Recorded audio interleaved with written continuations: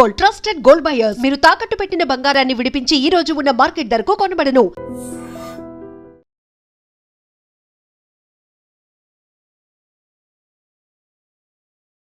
Hi నమస్తే, welcome to iDream media. నేను మీ రొద్దం శ్రీనివాస్. కర్ణాటకలో అనూహ్యంగా గత కొన్ని సంవత్సరాలుగా వస్తున్న కాంగ్రెస్ సాంప్రదాయం ఏదైతే సీఎంలను మార్చకుండా సోనియా గాంధీ, రాహుల్ గాంధీ నాయకత్వంలో ఉన్న కాంగ్రెస్ ఏదైతే వస్తుందో దానికి భిన్నంగా ఇవాళ కర్ణాటకలో ముఖ్యమంత్రి మార్పు జరుగుతోంది. సిద్ధరామయ్యను ముఖ్యమంత్రి స్థానం నుంచి తొలగించి అదే స్థానంలో శివకుమార్ని అక్కడ ఏర్పాటు చేసే ప్రయత్నాలు జరుగుతున్నాయి. ఇది ఒక కొత్త సాంప్రదాయం కాంగ్రెస్లో, ఇన్ని రోజులు లేదు.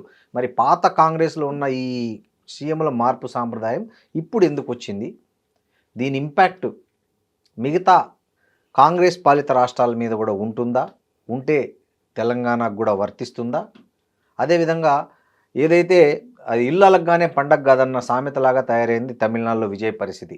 అక్కడ కూడా ఆయనకు మద్దతు ఇచ్చిన ఎమ్మెల్యేలు కొంతమంది మళ్ళీ తిరిగి వాళ్ళ పార్టీలోకి వెళ్ళిపోవడం, నలుగురు మాత్రమే రాజీనామాలు చేయడం, ఇట్లాంటి అన్నిటి మీద మాట్లాడడానికి మనతో జియో పొలిటికల్ అనలిస్ట్ అదేవిధంగా సోషల్ యాక్టివిస్టు మందాడి కృష్ణారెడ్డి గారు ఉన్నారు. నమస్తే కృష్ణారెడ్డి గారు. నమస్కారం అండి. కృష్ణారెడ్డి గారు, మీరు చాలా సీనియర్, చూసి ఉంటారు ఇందిరాగాంధీ టైం నుంచి కాంగ్రెస్ రాజకీయాలు.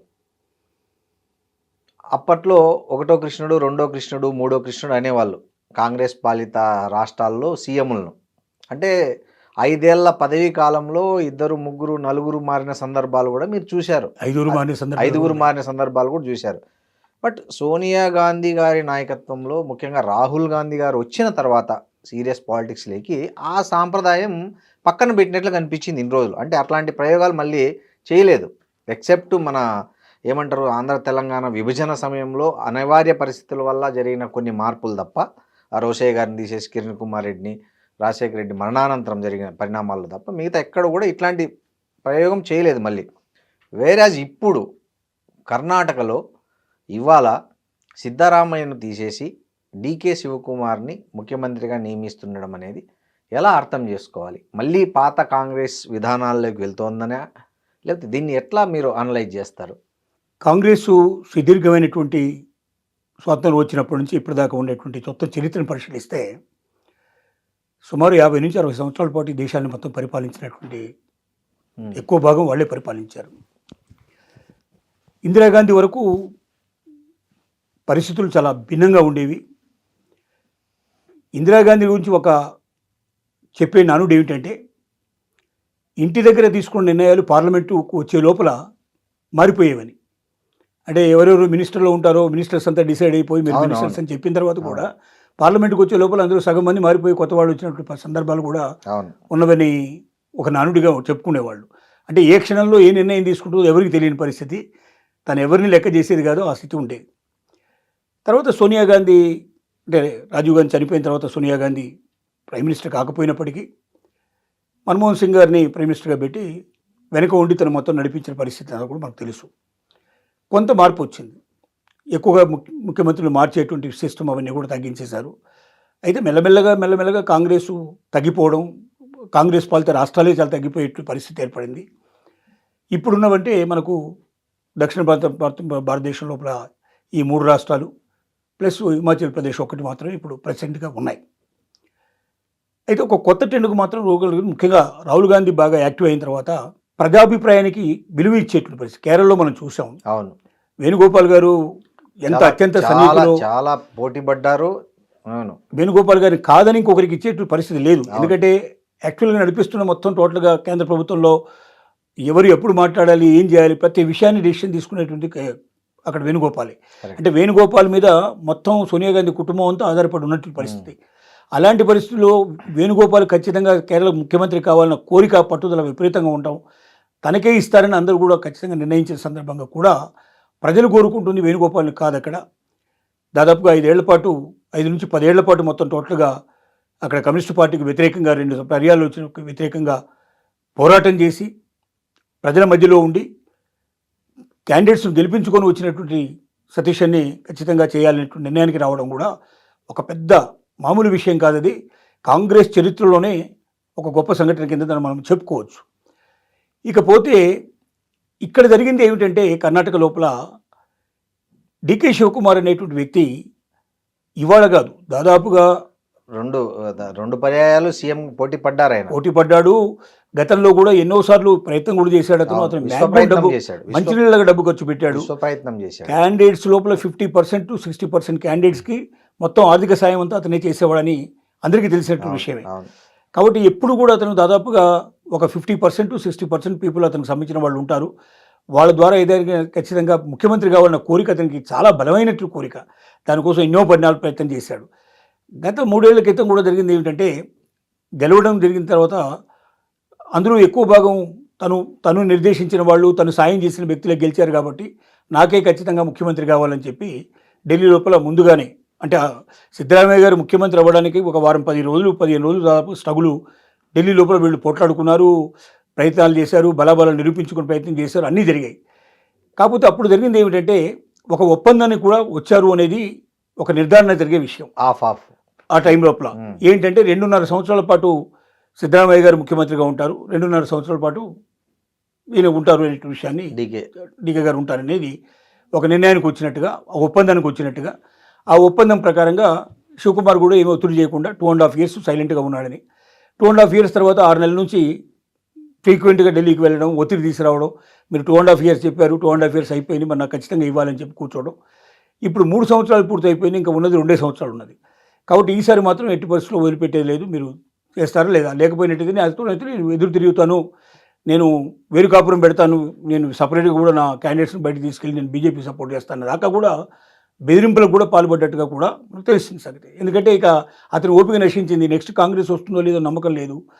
కాంగ్రెస్ రాకపోతే పరిస్థితి ఏమిటి? 2 సంవత్సరాలన్న కనీసం ముఖ్యమంత్రిగా తన జీవితంలో కోరిక, కళ, ఆ కళ నెరవేర్చుకునే ఒక అవకాశం వచ్చింది కాబట్టి అతను ఖచ్చితంగా నిర్ణయించుకున్నాడు. ఇప్పుడు ఇక ఆలోచనలు పడ్డారు. ఎందుకంటే మొత్తం టోటల్ నాశనం చేసుకునేదానికన్నా ఏదో రకంగా బయటపడడం బెటర్ అని. సిద్ధరామయ్య గారు కూడా ఆయన చాలా గట్టిగా నిలబడ్డాడు, నేను ఎట్టి పరిస్థితుల్లో తప్పుకోను అనేటువంటి విషయంలో వాదనలోనే ఉన్నాడు. చివరికి అతన్ని సెంట్రల్కి తీసుకెళ్లాలని రాజ్యసభ మెంబర్గా చేసి అక్కడ మినిస్టర్ అంటే ఇచ్చేందుకు వీళ్ళకి అవకాశం లేదు, కానీ ఓబీసీ కేటగిరీకి మొత్తం టోటల్గా నేషనల్ లెవెల్లో అతని చైర్మన్ చేసి అతని దాని కింద మార్పులు చేర్పులు చేయడానికి అతనికి ఒక ఇండిపెండెంట్ శాఖ అప్పచెప్పాలని కోరిక వాళ్ళకు ఉన్నట్టుగా చెప్పారు. అయితే దానికి మాత్రం సిద్ధరామయ్య ఇంతవరకు అంగీకరించినట్టుగా ఎక్కడ ఇన్ఫర్మేషన్ లేదు. అలాగే ఆయన కొడుకుని ఉప ముఖ్యమంత్రి చేస్తారంటే 4 ఉప ముఖ్యమంత్రులు మొత్తం చేయాలని, దాంట్లోపల ఖర్గే గారి కొడుకు ఒకరు, అలాగే సిద్ధరామయ్య గారి కుమారుడు ఒకడు, ఇద్దరు బలమైన నాయకులను ఇద్దరిని తీసుకొని 4 ఉప ముఖ్యమంత్రులు చేసుకున్నట్టయితే రేపు పొద్దున తనకి ఇబ్బంది లేకుండా 2 సంవత్సరాల పాటు స్మూత్గా కంప్లీట్ చేయించుకోవచ్చునని ఉద్దేశం అన్నట్టు. ఇది నిర్ణయానికి రావడం జరిగింది. ఈ నిర్ణయంలో సిద్ధరామయ్య గారు ఇవాటి వరకు మనకు తెలిసిన, ఈ మధ్యాహ్నం దాకా తెలిసినటువంటి విషయం ఏమిటంటే, ఉదయం పూట అందరినీ బ్రేక్ఫాస్ట్ పిలిచారు. బ్రేక్ఫాస్ట్ లోపల డీకే శివకుమార్ గారు వెళ్ళి ఆయన కాళ్లకు నమస్కారం చేయడం జరిగింది, ఆయన ఆశీర్వచనాలు తీసుకోవడం జరిగింది. సిద్ధరామయ్య గారు నేను రాజీనామా చేస్తున్నాను, మొత్తం టోటల్గా మంత్రివర్గాన్ని కూడా పూర్తిగా బతరఫ్ చేయడం జరుగుతోంది. గవర్నర్కు లేఖ కూడా రాయడం జరిగింది. గవర్నర్ ఊర్లో లేదు, 27-28 తేదీల్లో ఆయన ఎక్కడో బయట పర్యటనలో ఉన్నారనే సమాచారం వచ్చింది. సాయంత్రం చేరుకుంటాడని ఒక నమ్మకం చెప్తున్నారు. ఆదివారంలో ఈయన శివకుమార్ గారు ముఖ్యమంత్రిగా ప్రమాణ స్వీకారం కూడా చేస్తారంటున్నారు. అయితే ఇక్కడ 2-3 విషయాలు మాత్రం కొంచెం కాంప్లికేటెడ్గా ఉన్న విషయాలు ఏమిటంటే, సిద్ధరామయ్య గారు సెంట్రల్కి వెళ్ళడానికి సంసిద్ధంగా లేరు, ఆయన స్టేట్లోనే కంటిన్యూ అవ్వడానికి సిద్ధపడుతున్నారు అని. అది పక్కలో బలిలాగా ఉండే పరిస్థితి ఏర్పడుతుంది. అది శివకుమార్కి మంచిది కాదు, కాంగ్రెస్ కూడా మంచిది కాదు. రెండోది ఏంటంటే, మిగిలిన ఏ విషయాలు కూడా పూర్తిగా సెంట్రల్ గవర్నమెంట్ చెప్పిన ఒకే ఒక విషయాన్ని నేను రిజైన్ చేయమని చెప్పారు. నాకు ఎప్పుడైతే అధిష్టానం చెప్పిందో నేను ఖచ్చితంగా చేయాలని చెప్పి నిర్ణయానికి వచ్చాడు. రిజైన్ చేస్తున్నట్టుగా ఇవాళ ప్రకటించడం జరిగింది. డీకే శివకుమార్కి నేను ఆ ఫ్రీడమ్ ఇచ్చేస్తాను, ఆయన ప్రకారంగా వెళ్ళిపోతానని చెప్పారు. బట్ అధిష్టానం కోరినట్టుగా సెంట్రల్కు వెళ్ళిపోయి అక్కడ బిజీ అయిపోయి తన జీవితం తను ఇండిపెండెంట్గా గడుపుకునేట్టు పరిస్థితి ఏర్పడితే తప్ప కాంగ్రెస్ను పూర్తిగా సమూలంగా నాశనం చేయడానికే ఈ స్టెప్ వేశారేమో అనిపించేటువంటి పరిస్థితి ఏర్పడుతుంది. ఎందుకంటే సిద్ధరామయ్యను కోరుకునే వ్యక్తులు ఖచ్చితంగా 40-50% పీపుల్ ఆయన కూడా ఉన్నారు దాంట్లోపల. ఇప్పుడున్నటువంటి మినిస్టర్స్ ఎంతవరకు కోఆపరేట్ చేస్తారో కూడా తెలియని పరిస్థితి ఉంది. 20 మంది మినిస్టర్స్ని ఇప్పుడు పాత వాటిలను తీసుకోవాలని కూడా నిర్ణయానికి వచ్చినట్టుగా తెలుస్తోంది. ఈ పాత కొత్త కలయికలో శివకుమార్ ఎక్స్పీరియన్స్ లేదు, ఆయనకి అనుభవం లేదు, కొంచెం బాగా వేగంగా ఉండే వ్యక్తి, స్పీడ్ చాలా ఎక్కువ, అనుభవం తక్కువ, ఆశలు ఎక్కువ. ఇలాంటి పరిస్థితుల్లో ఎలక్షన్ కఠినంగా ఉండే పరిస్థితి ఏర్పడుతుంది. బీజేపీ ఎత్తుగడలు రోజు రోజుకు పెరిగిపోతున్నాయి. ఒక్కొక్క రాష్ట్రాన్ని వెస్ట్ బెంగాల్ను బీజేపీ ఆక్యుపై చేసిన తర్వాత ఏ రాష్ట్రాన్ని అయినా ఖచ్చితంగా తిరిగి పొందుతుందేమో, లేకపోతే ఖచ్చితంగా ఆ రాష్ట్రాన్ని చేజిక్కించుకుంటుందేమో అనేది భయం అనేది ప్రతి ఒక్కరికి కలిగింది. అదిగాక కర్ణాటకలో కుమ్ములాట్లు విపరీతంగా ఉన్నాయి. వీళ్ళకు పడని ఉన్నాయి. వీళ్ళ మీద చాలా అభియోగాలు కూడా విపరీతంగా ఉన్నాయి. ఈ పరిస్థితుల్లో ఇలాంటి సిచ్యువేషన్స్లో డీకే శివకుమార్ అసలు ముఖ్యమంత్రి అవుతాడా? నెంబర్ 1 ప్రశ్న. ముఖ్యమంత్రి అయిన తర్వాత 2 సంవత్సరాల పాటు కంటిన్యూ కాగలుగుతాడా? సిద్ధరామయ్య గారు ఎంతవరకు కోఆపరేట్ చేయగలుగుతారు? సిద్ధరామయ్య వర్గం ఎంతవరకు కోఆపరేట్ చేస్తుంది? ఇలాంటి ప్రశ్నలు, వందల ప్రశ్నలు ఇక్కడ ఉదయిస్తున్నాయి. ఏది ఏమైనప్పటికీ సార్ కృష్ణారెడ్డి గారు, ఇప్పుడు తెలంగాణలో కూడా చాలామంది పోటీ పడుతున్నారు. రేవంత్ రెడ్డి గారిని పక్కన పెట్టి కట్టర్ కాంగ్రెస్ వాదిని సీఎంగా చేయాలి అనేది ఎప్పటి నుంచో జరుగుతుంది ప్రయత్నం, మీకు తెలుసు, డే 1 నుంచి జరుగుతుంది. సో ఇప్పుడు ఏదైతే కర్ణాటకలో చేసిన ప్రయోగం, ఏదైతే ఒత్తిడికి తలొగ్గి ఇక్కడ కూడా అలాంటి చేంజ్కు అధిష్టానం మొగ్గు చూపే అవకాశం ఉందా? ఎందుకంటే ఏ కాంగ్రెస్ నాయకుడైనా నేనే సీఎం అని ఇప్పటివరకు ప్రకటించుకోలే, ఇంక్లూడింగ్ రాజశేఖర రెడ్డి గారు లాంటి బలమైన కాంగ్రెస్ నాయకుడు పాదయాత్ర చేసి అధికారం వచ్చిన తర్వాత కూడా అధిష్టానం నిర్ణయించిన వాళ్ళే సీఎం అన్నారు తప్ప నేనే సీఎం అనలేదు. అప్పుడు డి శ్రీనివాస్ గారు పిసిసి అధ్యక్షులు ఉన్నప్పుడు. వేరాజ్ రేవంత్ రెడ్డి గారు ఇప్పటికి 3 సార్లు 2034 వరకు నేనే సీఎం అని అంటున్నాడు. అంటే ప్రజలు గెలిపిస్తే నేనే సీఎం అవుతానులే, కాంగ్రెస్ పార్టీ అధిష్టానం నిర్ణయిస్తే నేను సీఎంగా ఉంటానట్లేదు, ఆయన నేను సీఎంగా ఉంటా అంటున్నాడు. ఇది ఎవరికి అర్థమైన రీతిలో వాళ్ళు అర్థం చేసుకుంటున్నారు. ఈ పరిస్థితుల్లో అధిష్టానం దీన్ని లక్ష్మణరేఖ దాటినట్లు ఏమైనా ఫీల్ అయ్యే అవకాశం ఉందా? ఏ భరోసాతో ఆయన అలాంటి పబ్లిక్ కామెంట్స్ చేస్తున్నారు నేనే ముఖ్యమంత్రి అని అనే ఒక దాంట్లో ఆలోచనలో మోడీ గారు మొన్న ఆయన్ను సరదాగా ఒక వ్యాఖ్య చేయడం, దాన్ని వేరే అర్థాలు రావడం, ఈ పరిస్థితుల్లో అధిష్టానం కూడా ఏమైనా దీని విషయంలో పునరాలోచించే అవకాశం ఉందా? తెలంగాణ విషయం లోపల అధిష్టానం అలాంటి నిర్ణయం తీసుకోవడానికి ప్రస్తుత పరిస్థితుల్లో అవకాశాలు మాత్రం లేవనేది చాలా స్పష్టంగా కనపడుతుంది మనకు. కారణం ఏమిటంటే మొదటి నుంచి కాంగ్రెస్ని నమ్ముకున్నటువంటి వాళ్ళు కొంత కోటరీ మనకు ఉందనే విషయం మనకు తెలుసు. ఫస్ట్ ముఖ్యమంత్రిగా కాకుండా రేవంత్ రెడ్డిని రానివ్వకుండా చేయడానికి మ్యాక్సిమం ప్రయత్నాలు చేశారు. ఒక వారం రోజులు 10 రోజుల పాటు ఢిల్లీలోనే మకాం వేసి ఎవరికి శక్తి వంచన లేకుండా వాళ్ళు ప్రయత్నాలు చేశారు. అది నిరంతర ప్రక్రియ, అది ఫలించలేదు. తర్వాత కూడా అనేక రకాల పితృలు రకరకాలుగా తీసుకెళ్ళి చెప్పడం, రాజగోపాల్ రెడ్డి లాంటి వాడు ఎదురుగానే ఎదిరించడం, మాట్లాడడం, రేవంత్ రెడ్డి గారిని విమర్శించడం, ఇట్లాంటివన్నీ సహజంగా జరిగాయి. ఒకటి రేవంత్ రెడ్డి మొట్టమొదటి వేసుకున్నటువంటి ప్రణాళిక ప్రకారం తెలుగుదేశం ఒక పార్టీ నుంచి బయటకు వచ్చి కొంతమంది ఎమ్మెల్యేలు దాంట్లోంచి పట్టుకొని వచ్చి మొదటి నుంచి 20 ఏళ్ళ నుంచి 30 ఏళ్ళ నుంచి 40 ఏళ్ళ నుంచి నమ్ముకునే ఎవరైతే నాయకులు ఉన్నారో ఆ నాయకులందరినీ కాదని, నేను ఖచ్చితంగా నన్ను మీరు పార్టీకి చీఫ్గా చేసినట్టయితే నేను ఎలక్షన్లో నాకు ఫ్రీడమ్ ఇస్తే కాంగ్రెస్ని గెలిపించుకొని తీసుకొస్తాను అని ఛాలెంజ్ చేసి ఎన్ని సీట్లు వస్తాయో కూడా శుభ్రంగా దాని గురించి మినిమంగా ముందే ఎక్స్ప్లెయిన్ చేసి తన దగ్గర ఉన్న ప్రణాళిక మొత్తం తెలియజేయడం జరిగింది. ఒక్కటే ఉదాహరణ మనకు కనబడుతుంది. రాజకీయాల్లో శక్తియుక్తులు అందరికీ ఉండొచ్చు, కానీ పార్టీ ప్రచారంకి వెళ్ళినప్పుడు మిగిలినటువంటి కోటర్లో ఉండే వ్యక్తులందరూ ఎవడి నియోజకవర్గం వాడు చూసుకోవడానికి సరిపోయింది. సుమారుగా 80 నియోజకవర్గాలు తిరిగి ఆ పార్టీ వ్యక్తుల తరపున ప్రచారం చేసి సుమారుగా 40 నుంచి 50 మంది తన వ్యక్తులు అనుకున్న వాళ్ళు 45 to 50 పీపుల్ ఉండేటట్టుగా తాను చేసుకొని వచ్చి వాళ్ళని గెలిపించుకొని వచ్చి, అందుకే చూడండి కోటలో ఉన్న మిగతా వ్యక్తులంతా ఢిల్లీలో కూర్చుంటే ఇతను ఆ వ్యక్తుల దగ్గర ఓన్లీ ఎక్కడైతే వీళ్ళని అందరినీ తీసుకెళ్ళి కూర్చోబెట్టారో ఆ హోటల్లో కూర్చొని వీళ్ళతోటే మాట్లాడుతూ కూర్చున్నాడు తప్ప ఒక్కరోజు కూడా ఢిల్లీకి వెళ్ళే ప్రయత్నం చేయలేదు. ముఖ్యమంత్రిగా నేను ప్రకటిస్తాం రండి అని చెప్పి పిలిచిన తర్వాతనే పోయి తను చేశాడు. నేను అనేది లోపాలు చాలా ఉండొచ్చు ప్రతి ఒక్కరి వ్యక్తిలో. ఇవాళంత ఖచ్చితంగా నేనే నెక్స్ట్ ముఖ్యమంత్రి నేను చెప్పులు చెబుతున్నాడంటే అలాంటి నమ్మకాన్ని, హోపుని ప్రజలకు కలిగించకపోతే ఇప్పుడున్న పరిస్థితుల్లో ఒకవైపున బీజేపీ ఎంత బలంగా ఇక్కడికి నెక్స్ట్ టార్గెట్ తెలంగాణనే అనేది అర్థమయ్యేటట్టుగా అక్కడ వెస్ట్ బెంగాల్ అయిపోయింది.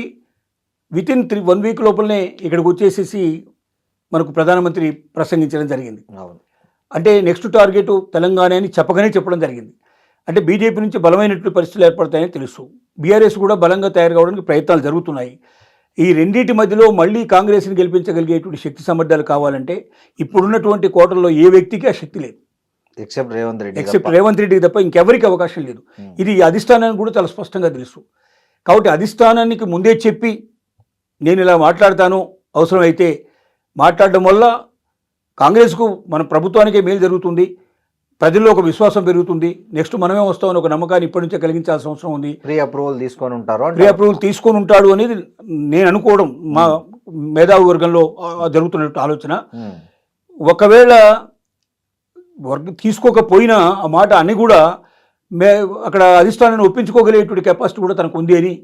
ఎందుకంటే వాళ్ళకు తెలుసు రేవంత్ రెడ్డిని వదిలిపెడితే తెలంగాణ పోయినట్టే లెక్క, ఇక తెలంగాణ రాదు, ఒకసారి తెలంగాణ కాంగ్రెస్లోంచి పోతే ఇంకెప్పటికీ రాదు తెలంగాణ.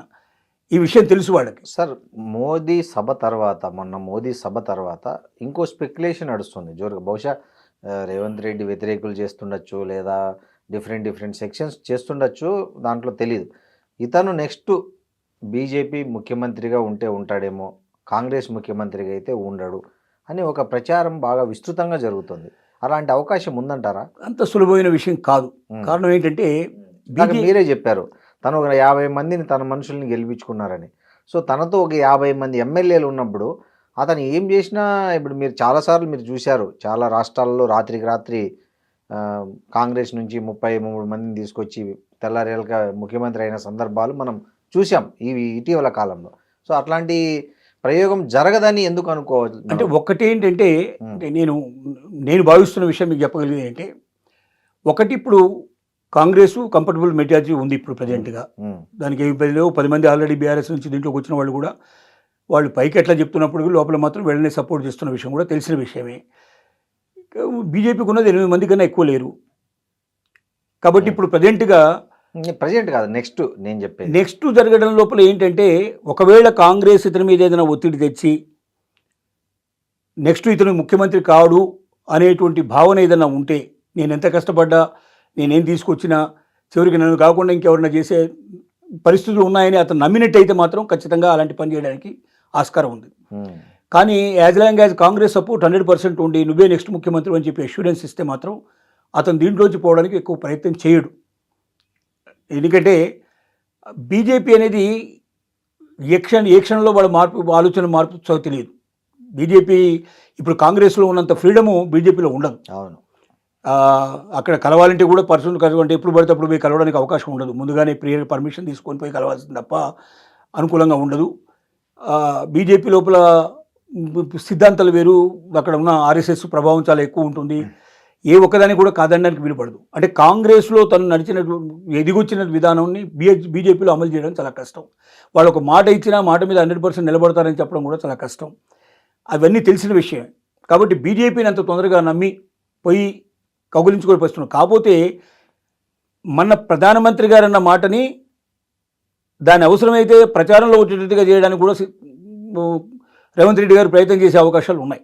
కారణం ఏంటంటే, ఎందుకంటారు, అది బూచిగా చూపించుకొని తన పదవిని ఇంకా కాంగ్రెస్ లోపల తనకి వ్యతిరేక శక్తులన్నీ కూడా ఒక దూరంగా పెట్టడానికి, అధిష్టానానికి దగ్గర అవ్వడానికి. చూసారా, నన్ను మోడీ గారే రమ్మన్నారు, నా ప్రతిభను ఆయనే గుర్తించాడు, మీరు ఒకవేళ నన్ను కాదంటే నాకు ఆల్టర్నేటివ్ రెడీగా ఉంది అని చెప్పడానికి దాన్ని ఒక అస్త్రంగా ఉపయోగించుకుంటాడని నేను అనుకుంటున్నా తప్ప అంత సులభంగా తెలంగాణ లోపల మార్పు చేర్పులు జరగడం అయితే జరగదు. అలా ఎప్పుడు పడితే అప్పుడు వెళ్ళిపోవడం. ఎందుకంటే టీడీపీ నుంచి తీసుకెళ్ళినా కూడా ఆ రోజున పవర్ లేదు కాబట్టి రాదు ఆ పార్టీ ఇక్కడ అనుకుని అనే ఉద్దేశంతో పార్టీ కూడా దానికి యాక్సెప్ట్ చేసి చెప్పి వెళ్ళాడు, పర్మిషన్ తీసుకొని వెళ్ళాడు. అవంతా కూడా జరిగింది. ఇప్పటికీ అందుకోసమే సత్సంబంధాలు కొనసాగుతున్నాయి, మనందరికీ తెలిసిన విషయమే. కాబట్టి కాంగ్రెస్ లోపల మాత్రం బీజేపీలోకి అంత టక్కుగా ఎగిరిపోయి వాడడానికి మాత్రం సిద్ధపడ్డు. అదే జరిగితే ఆత్మహత్య సదృశ్యం, అంతే, ఇంకా అయిపోయింది. అక్కడితోటి రేవంత్ రెడ్డి భవిష్యత్తు ఉండదుగా. ఇంకా అసలు రాజకీయాల నుంచి పూర్తి తప్పుకోవాల్సిన పరిస్థితులు కూడా ఏర్పడతాయి. ఆ విషయాలు తెలియని వాడు కాదు, చాలా స్పష్టంగా తెలిసిన వ్యక్తే, చాలా చదివినవాడు, వయసు చిన్నదైనప్పటికీ అనుభవం మాత్రం చాలా ఎక్కువ వచ్చింది. దానికి తోడుగా సలహాలు ఇచ్చేవాళ్ళు కూడా పెద్దవాళ్ళు ఉన్నారు కాబట్టి అంత సులభంగా బీజేపీలోకి అడుగు పెట్టడానికి ప్రయత్నం చేయాలి. కాకపోతే చంద్రబాబు నాయుడు సహకారంతో బీజేపీలోకి వెళ్ళడానికి ఒక అవకాశం ఉండడానికి కూడా ఛాన్స్ ఉంది. ఛాన్స్ అయితే ఉంది. ఎప్పుడు కాంగ్రెస్లో ఇక తన పాచిక పారదు, కాంగ్రెస్లో తనకు ఇంకా అవకాశం ఉండదు, కాంగ్రెస్ తరపున తన ముఖ్యమంత్రిగా కంటిన్యూ చేసే అవకాశాలు లేవు, నెక్స్ట్ వచ్చే అవకాశమే లేదు అని నిర్ణయానికి వచ్చినప్పుడు మాత్రం అతను బీజేపీలోకి వెళ్ళడం చాలా సులభం. ఇప్పుడున్నటువంటి పరిస్థితుల్లో చంద్రబాబు నాయుడు గారికి మోదీ గారికి వాళ్ళ మధ్యలో ఉన్నటువంటి అనుబంధానికి ఇతను తీసుకెళ్ళి అక్కడ నిలబెట్టడం, చెప్పడం, చేయించడం అనేది చాలా సులభమైన విషయం. సార్ కృష్ణారెడ్డి గారు, ఇప్పుడు తమిళనాడు రాజకీయాల్లో మొన్న విజయ్ సీఎం అయ్యే వరకు చాలా టెన్షన్ చూసాం మనం. రోజు అతనికి ఎమ్మెల్యేల సంఖ్యాబలం లేకపోవడము, చాలా హై డ్రామా నడిచింది. చివరికి అయ్యాడు. అదేదో ఇల్లు అలకగానే పండగ కాదన్నట్లు ఇప్పుడు మళ్ళీ అతనికి ఒక ముసలం అనేది ఒకటి తయారైంది. సో ఏదైతే ఆ పార్టీ మద్దతు నుంచి వచ్చిన ఎమ్మెల్యేల్లో కొంతమంది మళ్ళీ రాజీనామా చేయకుండా కేవలం ఆ పార్టీలోనే కంటిన్యూ కావడం, ఇవన్నీ అతను 5 ఏళ్ళు ముఖ్యమంత్రిగా ఉంటాడా అనే అనుమానాలను మరింత పెంచే విధంగా తమిళనాడు రాజకీయాలు జరుగుతున్నాయి.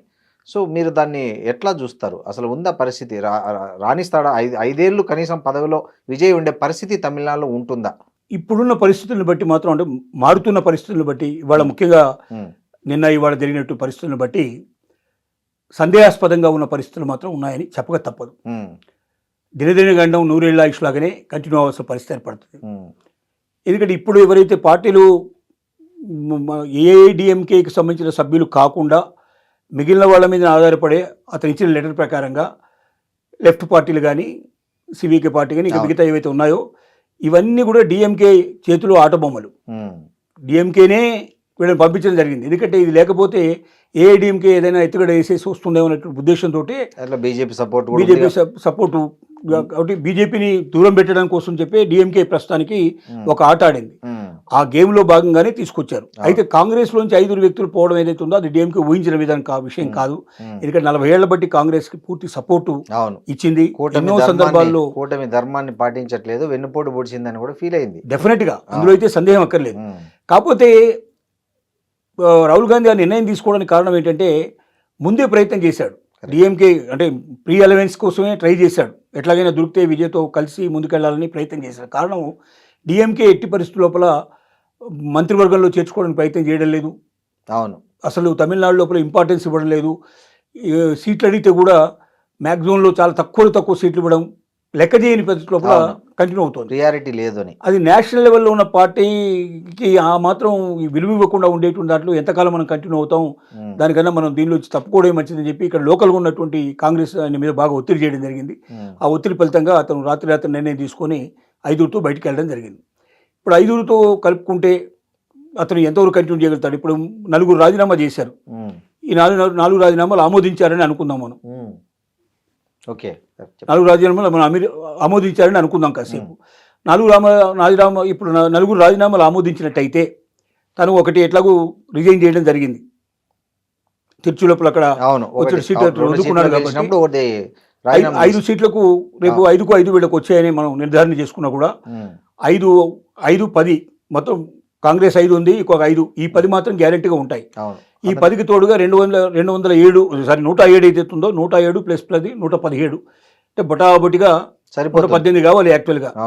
ఒకళ్ళిద్దరు ఏదో చిన్న పార్టీలు ఎవరో ఇచ్చారు కాబట్టి 1 2 నడుస్తుంది. ఇది ప్రతిరోజు మరణ సదృశ్యమే. ఏ క్షణంలో ఎవడో ఒకరికో ఇద్దరినో డబ్బులు ఇచ్చి లేదా ఇంకేదో భాష చూపించి వాడిని లాక్కుంటే ప్రభుత్వం పడిపోయే అవకాశాలు వస్తుంది. కష్టం. అసలు మొన్న ఏంటి ఏఐడిఎంకేలు చీలికి రావడం, 30 మంది బయటికి రావడం, 30 మందిని సపోర్ట్ చేయడం, దాంతో అమ్మా ఇది పర్మనెంట్గా నిలబడిపోతుందని ఆశ అందరికీ కలిగింది. మొన్న జరిగినట్టు దాంట్లో మళ్ళీ తిరిగి వాళ్ళు ఏఎండికి సపోర్ట్ చేసేసి వాళ్ళు పూర్తిగా దాంట్లో జాయిన్ అయిపోయినారు. ఇప్పుడు ఈ 4 కూడా రాజీనామాలు మేము చేసింది వెనక్కి తీసుకుంటామని ముందుకు వచ్చే అవకాశం ఉందా, లేకపోతే ఈ లోపల ఆమోదించేసేసి ఆమోదం అయిపోయింది కాబట్టి మీరు రిజైన్ చేసినట్టే లెక్క అని చెప్పి చెప్తాడా? ఇవన్నీ కూడా సందేహాస్పదమైన విషయాలు. అక్కడ గవర్నర్ కూడా అంటే పూర్తి వ్యతిరేకమైన వ్యక్తి. అటు వెస్ట్ బెంగాల్ నుంచి వచ్చిన వాడు, అంతకుముందు ఎన్ని చేయాలో చేశాడు. గవర్నర్ మీద విపరీతమైనటువంటి ఎలర్జీ ఉన్నటువంటి పరిస్థితి, సిచ్యువేషన్ ఉంది. అతను 100% కోఆపరేట్ చేయడం. కాకపోతే మోదీకున్న ఒక ఆశ ఏమిటంటే విజయం తన వైపు తిప్పుకోవచ్చు అనేటువంటి ఒక ఆశ కూడా ఉంది మోదీకి.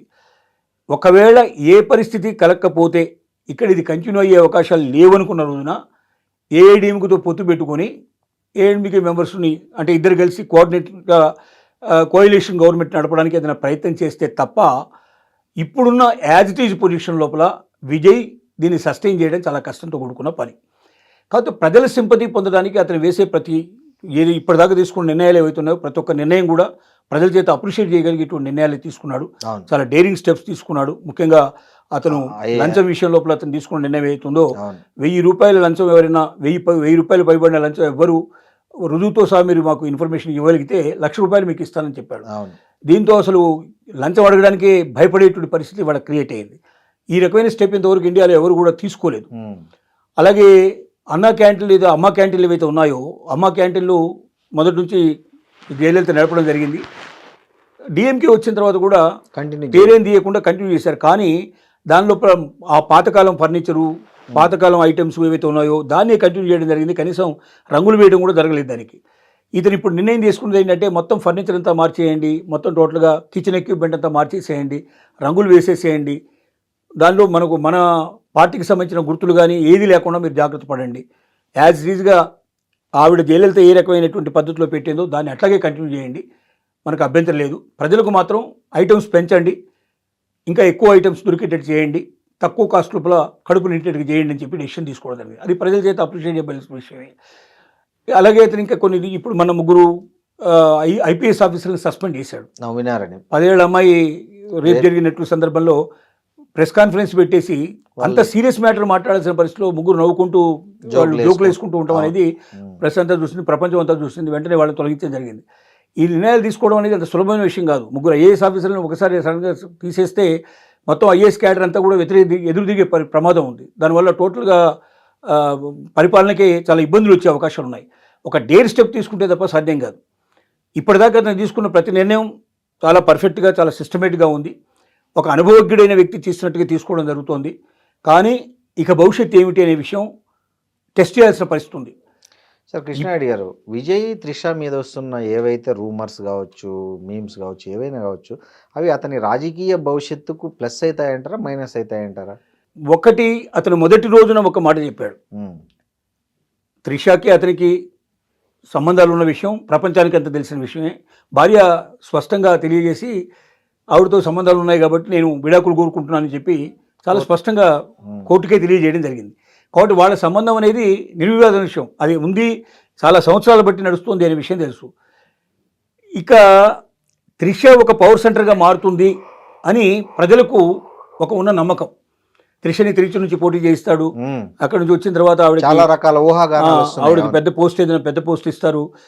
ఈయన ఇంతకుముందు జయలలిత ఎంజీఆర్కి మధ్యలో జరిగినటువంటి పద్ధతిలోనే ఇక్కడ కూడా జరుగుతుంది, ఇంకొక పవర్ స్టేషన్ తయారవుతుందని చెప్పి చాలామంది అనుకున్నారు. కానీ ఫస్ట్ డేనే చెప్పాడు ఏ పవర్ స్టేషన్స్ ఉండవు, ఒక విజయ్ పవర్ స్టేషన్ తప్ప మరో పవర్ స్టేషన్ ఉండదని చెప్పి చాలా స్పష్టంగా తెలియజేశాడు. అంటే గతంలో ఎన్టీ రామారావుది ఇక్కడ లక్ష్మీపార్వతితో జరిగినటువంటి సంఘటన కానీ, అటు జయలలిత ఎంజీ రామచంద్రం మధ్యలో ఉన్నటువంటి సంబంధాల విషయంలో కానీ ఏం జరిగిందనే విషయం ప్రపంచం అంతా తెలుసుకోవడం జరిగింది. విజయ్కి ఆ విషయాలు చెప్పకుండా ఉండడు, ఆ మాత్రం గ్రహించకుండా ఇంత పెద్ద పోస్టు అతను తీసుకోవడానికి సాహసించడని నేను అనుకుంటున్నాను. కాబట్టి త్రిషని దూరంగా పెట్టి రాజకీయాలకు దూరంగా ఉంచడానికే ప్రయత్నం జరుగుతుందనేది ఇప్పుడున్నటువంటి మేధావుల యొక్క అంచనా. అట్లా పెట్టి ఉంటే ఏమవుతుందంటే ఖచ్చితంగా రాజకీయాల లోపల ప్రాబ్లమ్స్ ఏర్పడతాయి. కాబట్టి ఇంకొకటి ఏంటంటే కుటుంబాన్ని కలపడానికి కూడా త్రిష వెళ్ళి భార్యతో మాట్లాడిందని, ఆవిడని తిరిగి రమ్మని, ఏదైతే ఇప్పుడు వాళ్ళు ఇద్దరి మధ్య రాజీ కుదిర్చడానికి ప్రయత్నం కూడా జరిగిందని యాక్సెప్ట్ చేయడం జరిగిందని, అందుకే పిల్లలు వెనక్కి వచ్చా, అబ్బాయి కూడా వెనక్కి వచ్చాడని, భార్య కూడా వెనక్కి వచ్చేసేసి ఏదైతే ఇప్పుడు అప్లై చేసుకున్నారో ఇద్దరి మధ్య విత్డ్రా చేసుకునేందుకు సిద్ధపడేందుకు కూడా అవకాశం ఏర్పడింది అనేది ఇంకొక వైపు జరుగుతున్న విషయం. కాబట్టి ఇప్పుడున్న పరిస్థితులను బట్టి మాత్రం త్రిష రాజకీయాల లోపల చురుగ్గా పాల్గొనడం కానీ, త్రిష మరొక పవర్ స్టేషన్గా మారడం కానీ, జయలలితనో లేకపోతే మిగతా వాళ్ళను మరిపించేట్టు పరిస్థితులు వచ్చేటట్టు సిచ్యువేషన్స్ ఉండకపోవచ్చు అనేది చెప్పిన విషయం. కాకపోతే ఇతను ఎలా సస్టైన్ అవుతాడు, ఇతను నెంబర్ గేమ్ని ఎట్లా పెంచుకుంటాడు అనేది మాత్రం ఒక పెద్ద పజిల్తో కూడుకున్న వ్యవహారం ఇది. ఈ పజిల్ లోపల ఏదైనా జరగవచ్చు అని మాత్రం ఖచ్చితంగా చెప్పడానికి మనకు అవకాశం ఉంది. థ్యాంక్ యూ కృష్ణారెడ్డి గారు. Thank you sir. Thank you, చాలా మంచి విషయాలు చెప్పారు. Thank you very much.